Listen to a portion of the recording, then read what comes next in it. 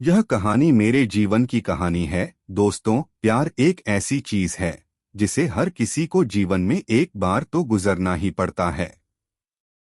किसी को स्कूल में तो किसी को कॉलेज में हो जाता है और प्यार का यह रंग बहुत खूबसूरत और मीठा लगता है। यह भावना बहुत ही अस्मरणीय होती है। यह मेरे प्यार की छोटी सी प्यारी सी एक कहानी है जो मैं आपको सुनाने जा रही हूँ। कॉलेज में पढ़ाई के दौरान मेरी मुलाकात अपने प्यार से हुई। मैंने अपने जीवन में कभी प्यार का अनुभव पहले नहीं किया था, क्योंकि मैं लड़कों से कभी ज्यादा बात नहीं करती थी। मैं लड़कों से बहुत डरती थी, क्योंकि मैंने अपने दोस्तों से यह सुना था कि प्यार सिर्फ फिल्मों में ही होता है। असली जीवन में कोई किसी से प्यार नहीं करता, सभी लड़के धोखेबाज होते हैं। ऐसा मुझे भी लगने लगा था, पर रमेश मेरी जिंदगी में आया और मेरा नजरिया ही बदल गया। रमेश और मैं पहली बार कॉलेज के कैंपस में मिले थे। मैंने नया नया एडमिशन लिया था, क्योंकि मेरे पापा का शहर में ट्रांसफर हो गया था। मेरे लिए सब कुछ नया था, मुझे बहुत डर लग रहा था। नया कॉलेज, नए दोस्त, सब कुछ नया था। मैं एडमिशन के लिए कॉलेज गई। वहां पर मेरी मुलाकात राधा से हुई। वह बहुत प्यारी थी। उसके नाम के जैसी उसने मुझे एडमिशन फॉर्म भरने में मदद की और वह बहुत बातें करती थी।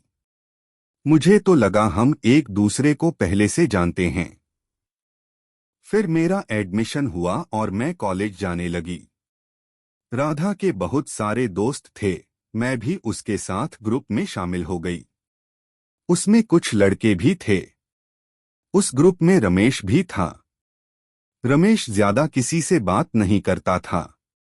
मुझे तो लगा वह एक स्वार्थी लड़का है, क्योंकि उसने मेरे साथ कभी अच्छे से बात नहीं की थी।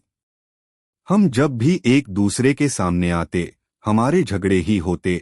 हमने कभी अच्छे से बात नहीं की। पर एक दिन ऐसा हुआ कि हमारा रिश्ता बदल गया। उस दिन केमिस्ट्री का लेक्चर चल रहा था और मैं फोन देख रही थी। तभी मैडम ने मुझे देख लिया। उन्होंने मुझे बहुत डांटा और क्लास से बाहर निकाल दिया। मैं तो रोने ही लगी, क्योंकि मेरे जीवन में पहले कभी किसी टीचर ने मुझसे ऐसा बर्ताव नहीं किया था। मेरे कॉलेज के पास ही एक पार्क था। मैं वहां जाकर बैठ गई। मुझे समझ नहीं आ रहा था कि मैं क्या करूं। मैं बहुत देर वहां चुपचाप बैठी रही, लेकिन लेक्चर खत्म होने के बाद भी कोई मेरे पास नहीं आया। मुझे लगा कि राधा जरूर आएगी, लेकिन ऐसा नहीं हुआ। मैं गलत थी। जब मैं घर जाने के लिए निकलने लगी, तभी मैंने देखा कि रमेश पार्क में आ रहा था।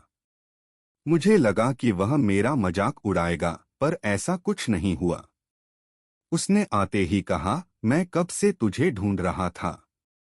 मैंने तुझे लाइब्रेरी में, कैंटीन में, हर जगह ढूंढा। तुम ठीक तो हो ना? यह सुनकर मैं हैरान हो गई। जो लड़का कल तक मेरा मजाक उड़ाता था, आज उसे मेरी इतनी चिंता क्यों थी?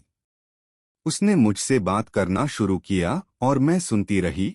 हम दोनों बात करने लगे और समय का पता ही नहीं चला। मुझे लगा जैसे मेरी सारी परेशानियां गायब हो गईं। उस दिन के बाद हमारी दोस्ती गहरी होती गई। अब रमेश मुझे रोज कॉलेज छोड़ने के बाद घर तक छोड़ने लगा। हम हर दिन एक दूसरे से बातें करते और मैं हर पल उसके और करीब आती गई। उसकी हंसी, उसकी बातें, उसकी सादगी, सब कुछ मुझे भाने लगा। एक दिन जब हम पार्क में बैठे थे, रमेश ने मुझसे कहा, प्यार एक जंग है जिसमें जीतने के लिए इरादे मजबूत होने चाहिए। और मेरा इरादा है कि मैं तुझसे हमेशा प्यार करता रहूं। यह सुनकर मेरी आंखें भर आईं। उस दिन मुझे एहसास हुआ कि प्यार कोई फिल्मी कहानी नहीं, बल्कि दो दिलों का मिलना है। मैंने भी रमेश से अपनी भावनाएं शेयर की और हमने एक दूसरे को गले लगाया।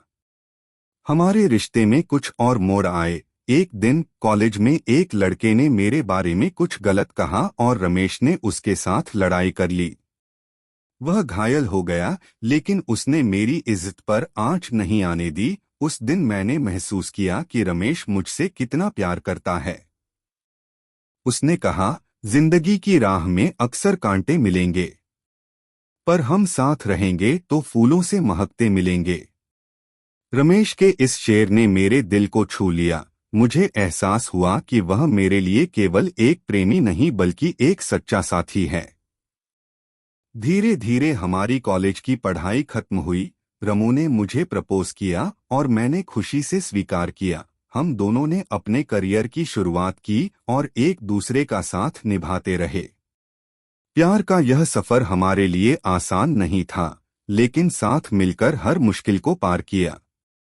प्यार वाकई में एक जंग है, जहां हर मुश्किल का सामना साथ मिलकर किया जाए तो जीत निश्चित होती है। ऐसे ही अच्छी अच्छी कहानी सुनने के लिए हमारे चैनल को सब्सक्राइब जरूर कीजिए।